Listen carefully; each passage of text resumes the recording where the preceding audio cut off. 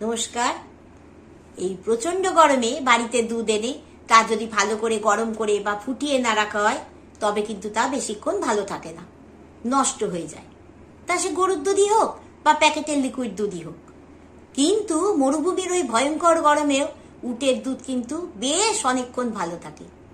তার কারণ হলো উটের দুধে উচ্চমাত্রায় ল্যাক্টোফেরিন, লাইসোজাইম ও ইমিউনোগ্লোবুলিনের মতো এনজাইম ও প্রোটিন থাকে, যা শক্তিশালী অ্যান্টিমাইক্রোবিয়াল হিসাবে কাজ করে। এই উপাদানগুলি দুধে ব্যাকটেরিয়া বা জীবাণু জন্মাতে বাধা দেয় এবং নষ্ট হওয়া রোধ করে, যার ফলে উটের দুধ গরুর দুধের থেকেও অনেক বেশি সময় ধরে ভালো থাকে। উটের দুধে গরুর দুধের চেয়েও 3 থেকে 5 গুণ বেশি ভিটামিন সি থাকে, যা একটি শক্তিশালী অ্যান্টিঅক্সিডেন্টের কাজ করে এবং দুধকে দীর্ঘক্ষণ তাজা রাখতে সাহায্য করে।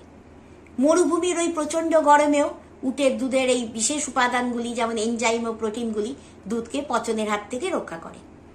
বিশেষজ্ঞদের মতে উটের দুধের এই অনন্য গঠনই একে প্রাকৃতিকভাবে দীর্ঘস্থায়ী ও পুষ্টিকর করে তোলে। কেমন লাগলো আজকের এই গল্প? যদি ভালো লাগে অবশ্যই সাথে থাকবেন। সকলে খুব ভালো থাকবেন। নমস্কার।